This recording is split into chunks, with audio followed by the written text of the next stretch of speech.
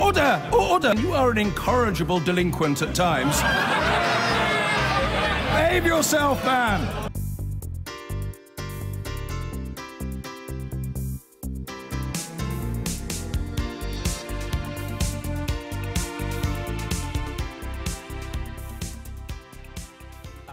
Yulia Skripal, who was poisoned with a nerve agent alongside her father in Salisbury last month, has been discharged from hospital. She left yesterday and has been taken to a secure location. Her father, Sergei, a former Russian spy, remains in hospital, and doctors say he's recovering more slowly than his daughter. The Russian embassy in London has said that Moscow would consider any secret resettlement of the Skripals as an abduction, or at least a forced isolation. Here's our correspondent, Leila Nathu.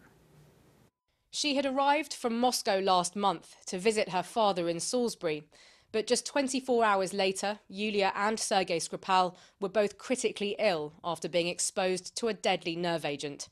In the 5 weeks since the attack, the two have been on the road to recovery, and today came confirmation of what had initially seemed a distant hope. We have now discharged Yulia from Salisbury District Hospital. This is not the end of her treatment, but marks a significant milestone. Her father has also made good progress. On Friday, I announced that he was no longer in a critical condition. Although he's recovering more slowly than Yulia, we hope that he too will be able to leave hospital in due course. Yulia left here yesterday, and she'll now be at a secure location under police protection. I welcome the fact that Yulia Skripal has been discharged from hospital, and I wish her the best for her continuing recovery. And I'd like to say a huge thank you to all the staff at the hospital in Salisbury who have looked after her and her father so well. The attack on the Skripals involved a chemical so toxic it prompted a massive decontamination effort stretching across Salisbury. Yulia has responded well to the treatment, but will have ongoing medical needs. Healthcare will be directed towards checking whether her system is going back to normal functioning, and whether there are any problems with her movement, with her mood, or with her lungs especially. But Yulia can't go back to her father's home. It's here that police believe the two were poisoned by coming into contact with the nerve agent on the property's front door. The house, out of sight behind the wide cordon still in place here, remains a focus for police. Detectives have now spoken to Yulia at length, and to her father too, about what happened to them. But the Skripals have apparently not told them anything that has significantly changed the course of the investigation. And so inquiries continue, gathering evidence from witness statements, CCTV and phone records. In the longer term, police are considering the option of giving the Skripals new identities. Moscow, though, hopes Yulia will return home, like these Russian diplomats now back at base after being expelled from London and elsewhere. The recovery of Yulia Skripal has opened up a new battleground in this diplomatic crisis. Leila Nathu, BBC News, Salisbury. Well, our security correspondent Frank Gardner is here with me now. And Frank, what does the future look like now for the Skripals? Well, pretty grim, both medically and politically. Their lives will never be the same after this. So the ongoing effects of nerve agent poisoning are unknown, but they're not great. So as you heard there from a medical professional, they're going to have to be monitored for quite some time. Politically, in terms of their own lives, they're going to spend the rest of their lives looking over their shoulders, even if they're put into a new identity in a new country with a new location. After what's happened to them, this failed assassination attempt, they're always going to be worried.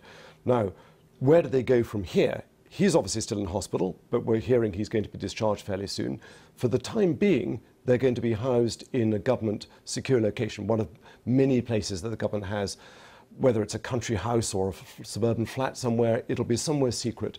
Russia is demanding access to that because they are both Russian citizens. In the long term, it's going to be their choice where they go to. It's been suggested the United States, Russia would like at least Yulia back.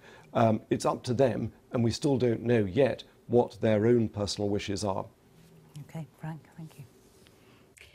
The Russian embassy has accused British officials of isolating Yulia Skripal, the daughter of the former spy who was targeted in the Salisbury poison gas attack, and concealing important evidence. The 33-year-old Russian national was discharged from hospital last night and taken to what's being described as a secure location. Medical staff said she'd asked for privacy, stressing it wasn't the end of her treatment, but marked a significant milestone. Paul McNamara reports. Little over 5 weeks ago, this Russian exile's daughter stepped off a plane from Moscow and within 24 hours was poisoned with a nerve agent on the streets of Salisbury. Unconscious for weeks, this morning, the news that few thought possible a month ago. We have now discharged Yulia from Salisbury District Hospital. I also want to take this opportunity to wish Yulia well. This is not the end of her treatment, but marks a significant milestone. On March the 4th, Yulia and her father were found slumped and unconscious on a bench in Salisbury city centre. She was here on holiday. He was a former Russian double agent. They were the victims of an attempted double murder and the centre of what would become an international diplomatic crisis. So Yulia Skripal has been discharged, but for now her father Sergei, who it's speculated was exposed to a greater dose of this nerve agent, remains in hospital. His doctors, though, are hopeful. Last week they announced that he was no longer in critical condition, and today they said that while he's recovering much more slowly than Yulia, they hope that he too will be discharged in due course. Doctors here say they've received support from leading experts all over the world as they battled the effects of this Russian-made weapons-grade nerve agent, Novichok. Nerve agents work by blocking an enzyme active in the nervous system. That can cause involuntary spasm of the body's main muscles, which in turn can cause vital organs such as the heart and lungs to fail. Although there's no cure, the body can recover if it's kept alive long enough for the poison to be flushed out of the bloodstream. The second stage of recovery is for the body to start making the blocked enzyme again, so that all the vital organs can begin working on their own once more. The consequences of nerve agent poisoning are really if there has been any damage to the brain, a lack of oxygen to the brain. If the brain function is normal, then people have a good chance of recovery, a good chance of physical recovery. But there may be psychological problems. I mean, when you think about it, I mean, somebody's tried to kill the couple. So it's not surprising that people have problems afterwards. Today, Yulia Skripal is at, quote, a secure location. News that promoted a flurry of tweets from the Russian embassy. First questioning if she moved of her own free will, later accusing the government of destroying evidence, and then saying this could all be seen as an abduction or at least a forced isolation. The Russian government still denies any involvement in this poisoning. No cure yet for the diplomatic fallout of this attack. Here, after suggestions that she might not even survive, the fact that Yulia Skripal was released from hospital yesterday has been a ray of light in a shady and sinister incident. She's now gone into some kind of hiding, abduction by the British, the Russian embassy in London called it. The hospital treating her and her father for the effects of nerve agent poisoning said both had responded exceptionally well. Sergei Skripal himself should be able to leave hospital too in due course. There were many who believed they would not live, let alone recover to the point of being discharged from hospital. But Yulia Skripal is now an outpatient, a survivor from an attempt on her life with a chemical weapon. It is a remarkable recovery given the attack on her nervous system and the symptoms the hospital had to treat.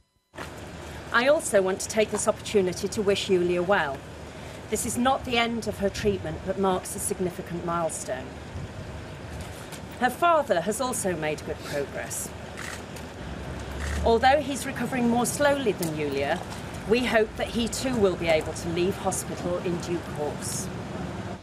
Given the potential dangers associated with the nerve agent, there will still be concerns for all the victims.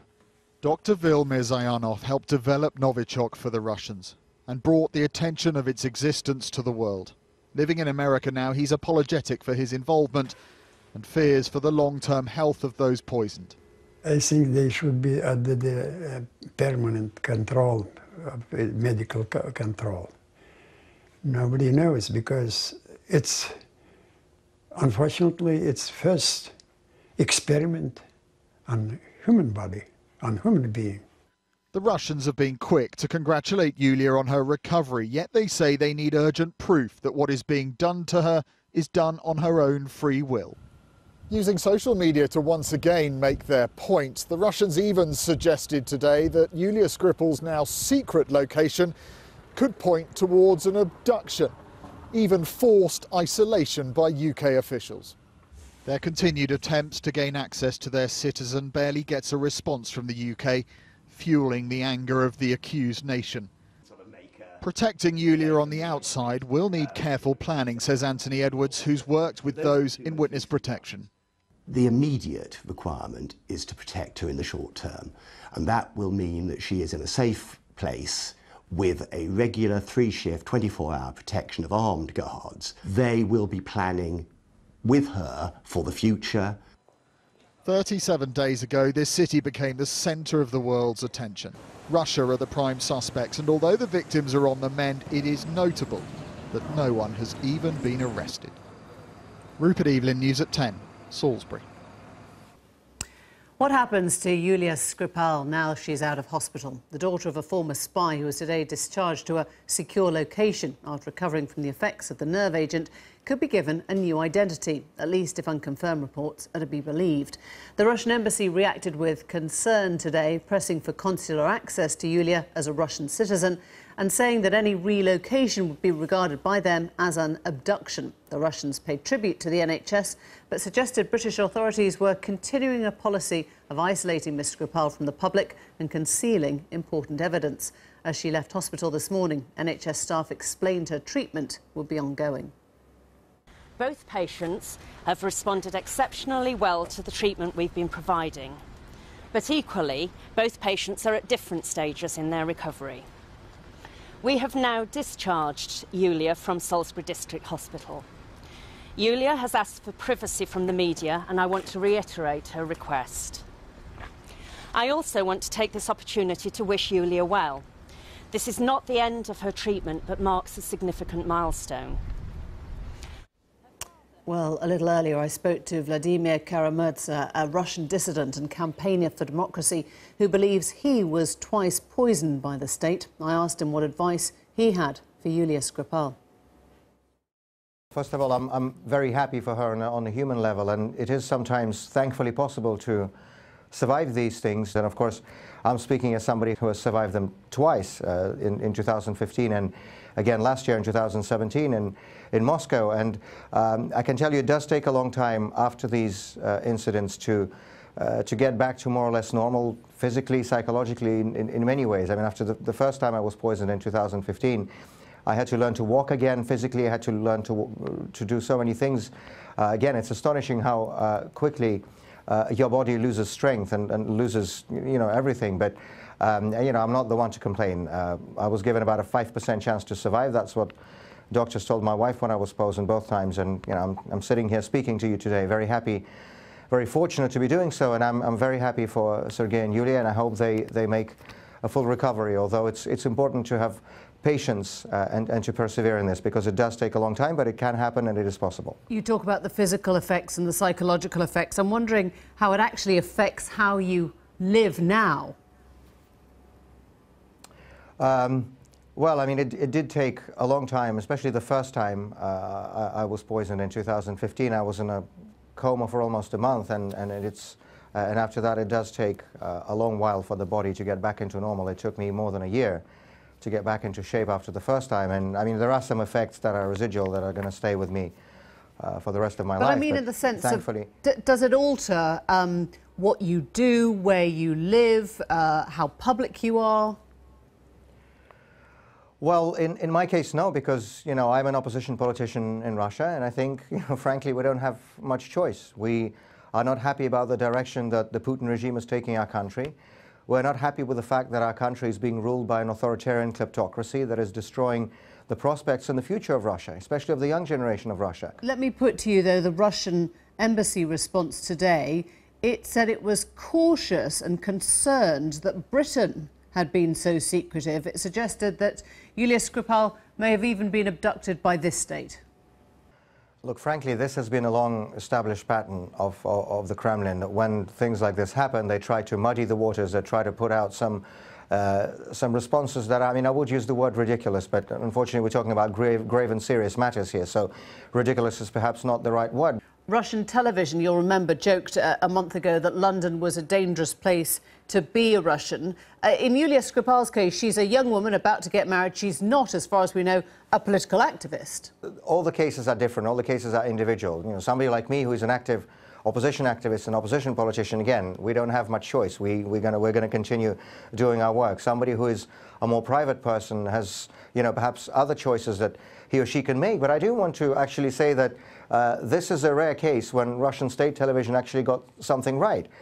Great Britain is a dangerous place for Russians, but not specifically for any kind of Russians, but for Russians who, you know, in some way or another have crossed the path of the Kremlin regime. And when we talk about strange deaths or illnesses or assassinations of opponents of the Kremlin in the last few years, of course, the bulk of those have happened in our own country, in Russia, as for example, my two poisonings have. But I must say that the United Kingdom has been a close second. For decades, there has been this absolutely phenomenal hypocrisy and phenomenal double standard, whereby the people, you know, the senior officials and high-ranking oligarchs in and around the Putin regime, the people who have been abusing and attacking and undermining the most fundamental norms of democracy and the rule of law in Russia, have been themselves enjoying the perks and the protections and the privileges of democracy and rule of law in Western countries, because it's in the West where they keep their money, buy real estate, buy yachts, luxury cars, educate their children, keep their wives and their mistresses. And the United Kingdom, I must say, has been a particularly favored destination.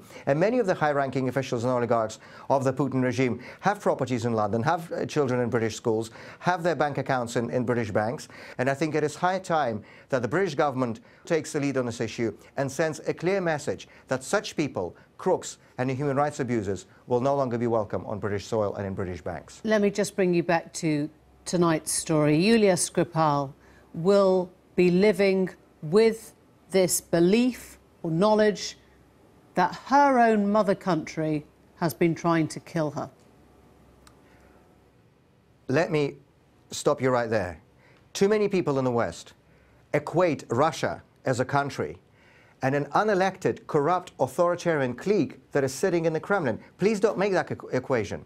Russia is a great and wonderful country with very different people, with very different voices, with many people who oppose the current regime and what it is doing. The Kremlin would like people to equate, people all over the world, to equate Russia and Putin. For me as a Russian, there's nothing more insulting that can be said about my country. Please don't fall for that line. Russia and the Putin regime are not the same thing. Vladimir Kara-Murza, thank you very much indeed.